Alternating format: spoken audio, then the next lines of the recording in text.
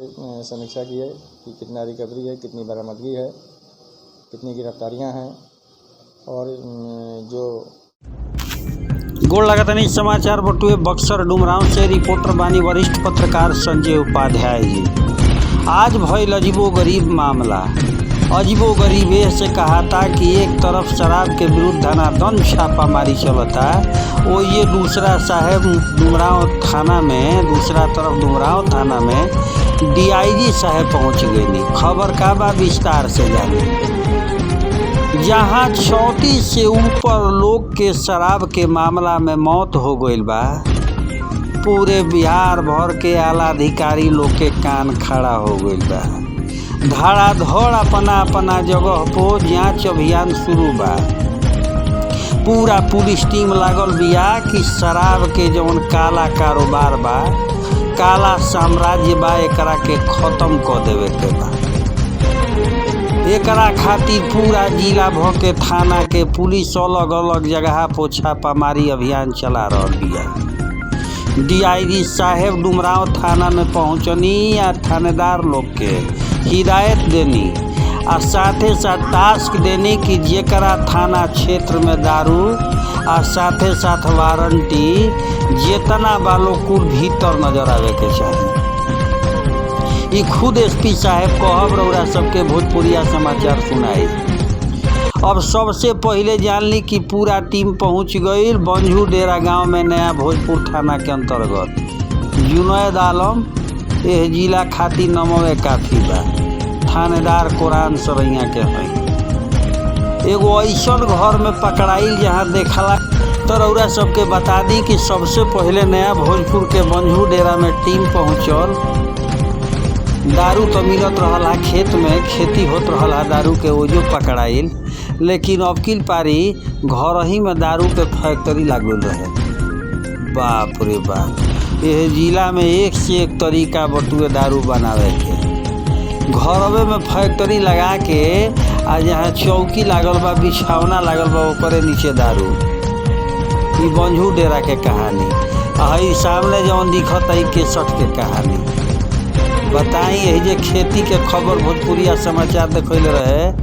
अब हई देखला के बाद का लागता कि प्रति जमीन पे यह कमवे होत रहल है। बनाओ दारू आ पियाओ दारू।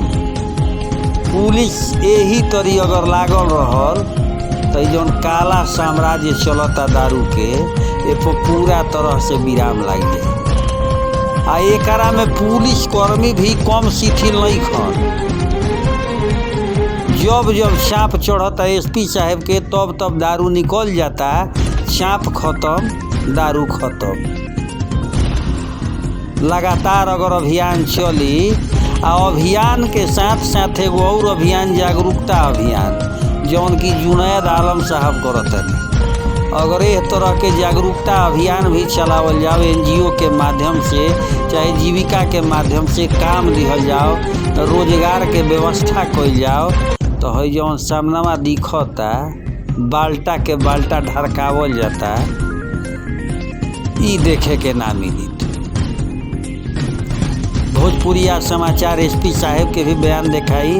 अब डीआईजी साहब तक के डुमरांव थाना में आके क्लास लेनी। एसपी साहब का कहनी सब कुछ दिखाई, लेकिन ई दिन में ना आई। 3 दिन पहले 2 दिन पहले केसठ में मराई तो उहे हाल, आ फिर छापा मराइल तो उहे हाल उहे रही जब तक चाल न बदली थाना के साहेब लोग के। चाप चढ़ैला पो निकलता, चाप ढीला भइल, माल खत्म बा। अब आवे वाला समय में देखे के बटुए कि माल मिलता आ कि माल एकदम हमेशा खातिर हो जगहिया से साफ हो जाता।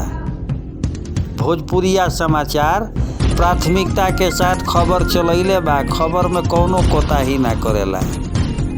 बढ़िया करब तो बढ़ियों कही, आ गड़बड़ी दिखी तो ओकरो के दिखाई। यह हटुए भोजपुरिया समाचार के सच्चाई। भोजपुरिया समाचार चैनल अगर ओरा सब सब्सक्राइब नहीं कइले तो सब्सक्राइब कर ली, बेल आइकन के बटन दबा के, आ लाइक जरूर करी या कमेंट करके बताई कि खबरिया कैसन लागल आ दबा के शेयर करी। तब तक एसपी साहब का कहनी डीआईजी साहब कहला पर सुनी। डीआई साहब 2-3 इशू पे चर्चा करने के लिए आए थे। एक तो चुनाव का इशू था कि आगामी दिनों में जो 4 फेज में चुनाव हम लोगों का है उस बिंदु पे विस्तार से चर्चा किए। जो छठ पर्व आस्था का महान पर्व है उसकी तैयारी की समीक्षा की है, क्योंकि हम लोगों का क्राई मीटिंग था तो जो लंबित कांड है, लंबित कुर्की है, उसकी भी समीक्षा की है।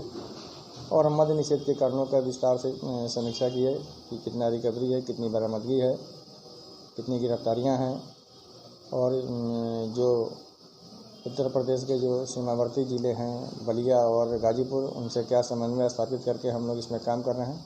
इस पर विस्तार से हम लोगों से चर्चा की है और कुछ दिशा निर्देश हुए।